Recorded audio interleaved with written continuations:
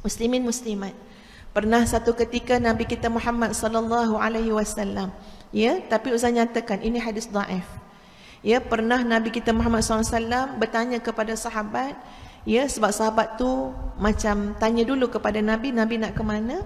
Dan Nabi katakan Nabi nak bertemu dengan seseorang, ya, yang ada masalah, ada penyakit, ataupun nak jumpa orang sakit. Lalu bila Nabi tanya kepada orang yang sakit tu, ya, bersama dengan seorang sahabat yang ikut Nabi, Nabi tanya, kamu ni sakit apa?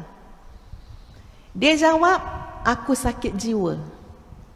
Ya, dia jawab, aku sakit kat dalam ni. Bukan dia kata sakit bisul ke, ya, migraine ke, sakit jantung ke, tak. Dia kata aku sakit, dan jawapan dia tu merujuk kepada sakit yang kat dalam.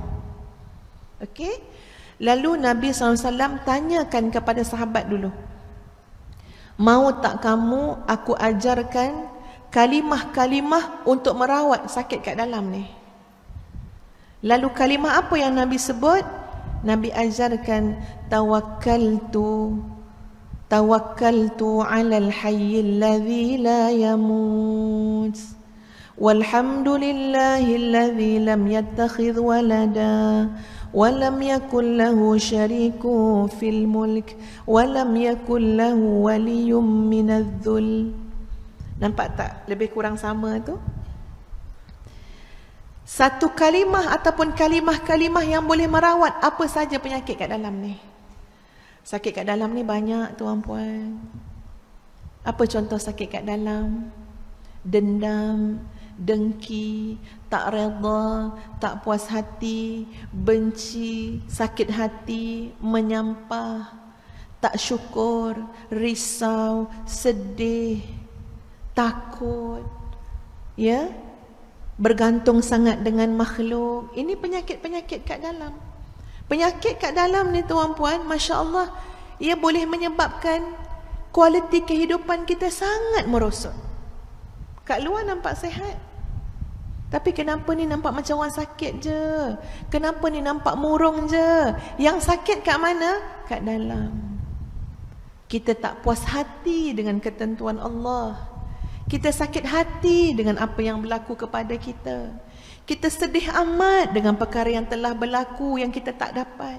Kita takut sangat dengan masa depan, takut tu tak cukup, ni tak ada. Penyakit-penyakit itu telah Nabi sebutkan. Kalau menurut hadis tadi, Nabi ajarkan kalimah tawakkaltu. Ubat dia apa? Tawakal. Tawakal kepada siapa? Bergantung dengan siapa? Alal hayyil ladzi la yamut, pada zat yang maha hidup tidak mati-mati. Bergantung penuh pada zat yang hidup dan tak timbul cerita mati ni. Ya, alal hayyil ladzi la yamut. Zat ini adalah Allah Azza wa Jalla. Aku bergantung kepada Allah yang maha hidup. Aku bergantung kepada Allah yang maha sempurna. Aku bergantung kepada Allah yang maha gagah perkasa. Tawakkaltu 'alal hayyil ladzi la yamut walhamdulillahilladzi lam yattakhidh walada. Dan segala puji syukur kepada Allah yang tidak ada anak. Walhamdulillahilladzi lam yattakhidh walada wa lam yakul lahu syarikun fil mulk. Dan Allah yang tidak ada sekutu dalam kerajaannya, dalam kekuasaannya, dalam pemerintahannya, tak ada rakan kongsi tuan-puan sekalian. Ya, kuasa Allah itu mutlak, qiyamuhu binafsih. Ya, Allah itu berdiri sendiri, tak ada rakan kongsi, tak perlu tanya kat sana, tak perlu minta tolong pihak ni, tak ada, semua tak ada. Allah Al-Ahadus Samad, Allah yang Maha Esa. Bergantunglah kepadanya, bersyukurlah kepadanya. Walam yakul lahu waliyyun minadh-dhul, dan Allah yang tidak ada yang menolong daripada yang selainnya. Ya, daripada selainnya yang hina, yang lemah, tak ada. Tak ada Allah minta tolong pun dengan sesiapa pun. Wa kabbirhu takbira, dan besarkanlah Allah dengan sebesar-besar ataupun dengan yang selayaknya. Jadi muslimin muslimat, bila kita bercakap tentang surah Al-Ikhlas, ya, tentang ayat-ayat tadi, maknanya apa? Inilah kunci dan jalan kebahagiaan dan kesejahteraan kita. Sebab itu kalau misalnya katalah tuan-puan dah tak tahu dah nak baca apa ya ustazah, nak baca doa apa ya, nak tenangkan hati, nak lapangkan hati, maka jawapan ustazah, kembalilah menghayati surah Al-Ikhlas. Kembalilah menghayati surah Al-Ikhlas. Qul, katakanlah wahai Muhammad, huwallahu ahad, Allah yang Maha Esa. Allahus Samad, Allah itu adalah ilah yang bergantung kepadanya segala urusan. Jadi bila kita sebut tentang surah Al-Ikhlas, sebenarnya kita sedang bercakap tentang kesejahteraan hidup kita, kebahagiaan hidup kita. Kita sedang desain tuan-puan hidup yang baik dan mati yang baik ada pada penghayatan surah Al-Ikhlas. Ustazah ingin mengulas tentang sifat Allah ataupun ya nama Allah, iaitu Al-Ahad, yang ada pada ayat yang pertama, Qul huwallahu ahad. Sebelum tu Ustazah hurai dulu, ini perkongsian Ustazah ya, tentang nama Allah, lafzul jalalah Allah. Cerita dia macam ni tuan-puan. Suami Ustazah, Dr. Azhar, yang cerita kat Ustazah bukan Ustazah dengar terus, tidak. Okey, masa tu belajar dekat Jordan, kami belajar, belum kahwin lagi. Ini cerita Ustaz masa dia masih belum kahwin. Ustaz masa tu berkawan, bersahabat, berguru dengan anak Syekh Said Hawa, namanya Muaz kalau tak silap Ustazah ya. Jadi belajar dengan Muaz, selalu nak berguru dengan Muaz. Dan Syekh Muaz ni pun bila belajar dengan dia, dia suruh datang kat kebun dia lah ya. Maknanya bukan belajar tu belajar macam ni ya. Dia sambil-sambil dia pergi bawa kat kebun limau ke kebun anggur ke apa, sambil-sambil itulah belajar. Jadi satu ketika tu tuan-puan sekalian, Ustaz cakap dengan Syekh ni, Ustaz kata, saya ni nak sangat belajar tasawuf. Dia nak sangat belajar tasawuf, nak belajar ilmu tazkiyatun nafsi. Dan masa tu pun memang Ustaz belajar, dia menghuraikan tentang kitab Al-Muzakkirat fi Manazilis Siddiqin war-Rabbaniyin ya. Dia lebih kepada sebenarnya perbincangan tentang kitab hikam, tapi diulas oleh Said Hawa ya. Syekh Said Hawa, kitab dia Al-Muzakkirat fi Manazilis Siddiqin war-Rabbaniyin. Jadi kata Syekh ni, oh kalau kamu nak belajar tasawuf, ada satu Syekh dekat masjid dekat satu bukit dekat Amman, Jordan. Ustaz tak ingat nama Syekh tu tuan-puan sekalian, nak sebut pun bimbang silap ya. Jadi dia kata kamu pergi sekian-sekian, kuliah dia waktu malam, kamu pergi belajar dengan dia, dia ngajar tasawuf. Dia ngajar ilmu-ilmu tazkiyatun nafsi, akhlak dan sebagainya. Jadi Ustaz pergi tu tuan-puan, habis kuliah Syekh tu, Ustaz pun ikut macam ikut nak balik rumah lah, rumah dia kat situ kan, ikut nak balik rumah. Konon nak jadi anak murid special lah, nak ikut lah, nak face to face kan. Tengok bukan Ustaz seorang ikut, ramai ngikut balik ke rumah. Jadi tak dapat lah yang personal tu. Tapi Ustaz cuba konon nak menarik perhatian Syekh tu lah ya, keberadaan seorang pelajar Malaysia ni. Jadi Ustaz cuba. Akhirnya dia perasan, dia pun tanya, kamu nama siapa? Ustaz cakap, aku nama sekian-sekian, aku nak belajar. Dia kata, kenapa kau ikut sampai sini? Aku nak belajar ilmu tasawuf, aku nak belajar ya, ma'rifatullah. Dia kata boleh, dia cakap, nanti datang lagi. So Ustaz datang lagi hari lain. Datang tu dia kata, baca surah Al-Fatihah, aku nak dengar kau baca surah Al-Fatihah. Ustaz pun baca surah Al-Fatihah. Lepas baca, khalas, wallahu a'lam bissawab, habis kelas. Jadi tak rasa macam tak masuk lagi kuliah tasawuf kan ya. Hanya nak dengar baca surah Al-Fatihah. Benda tu berulang. Kali ketiga, tak tahulah berapa kali tuan-puan, asyik suruh baca surah Al-Fatihah aja. Jadi ustaz baliklah kepada Syekh Muaz ni kata, macam mana ni aku ni belajar baca surah Fatihah aja. Ya tak ada belajar tasawuf. Kata Syekh ni, itulah cara belajar tasawuf. Jangan gopoh-gapah. Kan ya, kita ni tak sabar. Kalau boleh hari pertama tu je nak 4 jam. Kan nak betulkan niat dan sebagainya. Okeylah, ustaz pun sabarlah belajar. Jadi Syekh ni ada sebut tentang kalimah Allah, lafzul jalalah Allah. Yang ni muslimat kena dengar betul-betul lah, tuan-puan dengar betul-betul ya. Dia kata nak menggambarkan betapa hebatnya lafzul jalalah Allah itu.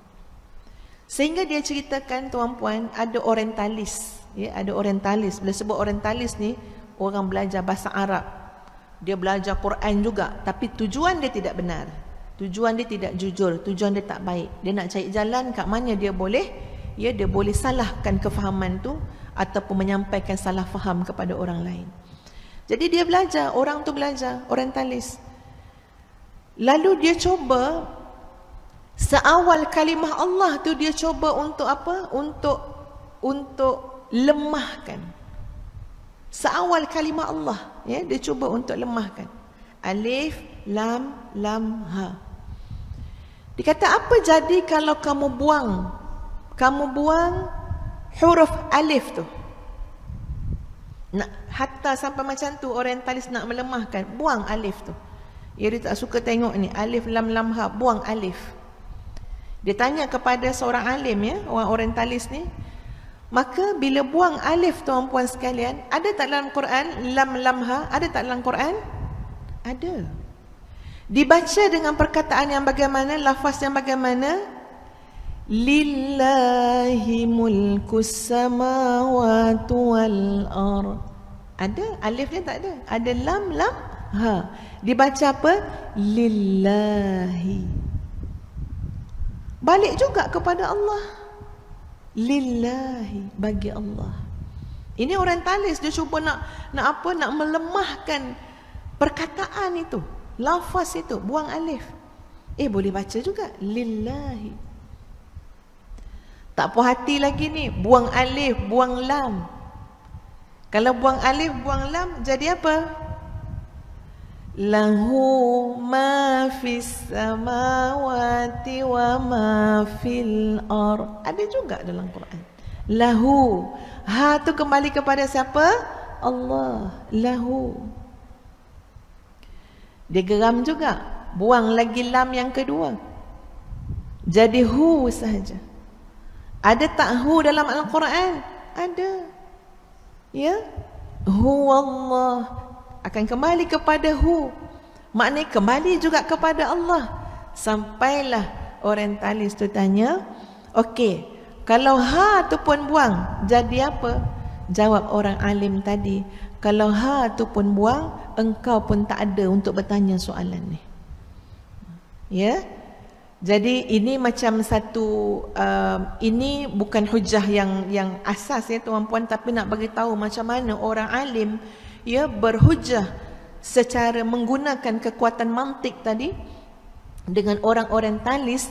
Dia nak menggambarkan, Masya Allah, hebat yang teramat-amat pada lafzul jalalah, iaitu Allah. Ya, betapa nikmatnya kita boleh sebut Allah, betapa hebatnya kita boleh kenal Allah. Ya, ya Allah, kalau kita sakit tuan-puan, kalau kita susah, bahkan kalau dah berada di atas pelantar kematian, kalimah apa yang paling kita nak sebut? Yang kita nak sebut adalah kalimah Allah. Allah, Allah. Ya, jadi mungkin kita patut educate diri kita, ya, anak-anak kita, supaya tolong banyak sebut nama Allah dalam semua keadaan. Ini berlaku dalam kehidupan kita seharian ya tuan-puan. Kadang-kadang kita sendiri, kadang-kadang anak kita perasan tidak mengagung-agungkan kalimah itu, tidak mengulang-ulang menyebut kalimah Allah. Kalau dia gembira, dia sebut perkataan lain. Ya. Kalau dia terkejut, dia sebut perkataan lain. Betul tak? Kadang-kadang anak-anak kita bergurau-gurau dengan adik-adik dia kan, ya. Kalau dia nak kata apa-apa dengan adik dia, dia sebut perkataan lain, dia tak sebut perkataan Allah, dia tak sebut Masya Allah, dia tak sebut Subhanallah, dia tak sebut Insya Allah, ya. Tapi dia sebut yang lain, ya. Bijaklah kau ni, dia kata, ya. Dia sebut macam-macam lah, pocot lah, apalah itulah. Jadi kita sebagai ibu perasan, Masya Allah, ni macam ada sesuatu yang tak baik ni dalam pendidikan kita ni. Kenapa? Anak-anak kita sama ada ketika terkejut, ketika gembira, ketika sedih, ketika bahagia dapat nikmat, mereka daripada segi lafaz, lisan, tidak menunjukkan ingatan langsung terus kepada Allah Azza wa Jalla. Itu kena dibaiki. Mungkin datang daripada kelemahan kita sebagai ibu bapa. Sebab anak kita nampak kita tak macam tu. Kalau kita seronok, kita gambarkan seronok kita dengan macam-macam bentuk gambaran, tapi tidak menyebut Alhamdulillah, tidak menyebut Masya Allah, tidak menyebut La hawla wa la quwata illa billah. Anak kita tengok, anak kita dengar. Hari ni anak-anak kita, sama ada kita suka atau tak suka, baik kita cakap apa dia, anak kita jadi cermin kepada kita. Kita mungkin boleh nafikan, ya tak adalah ustazah, saya bagus didik anak. Tapi tak apa, ya. Tak aib pun untuk kita ngaku, tak apalah, kita ngaku dululah, ya. Dengan sebab kita ngaku tu, kita boleh memperbaiki diri. Kita tengok anak-anak kita adalah cerminan kita, tuan-puan. Dalam gembira mereka, kemana ingatan mereka? Dalam sedih dan duka mereka, kemana approach dan pendekatan mereka? Kalau tidak kembali kepada Allah, maknanya penghayatan inna lillah wa inna ilaihi raji'un dalam keluarga kita adalah lemah.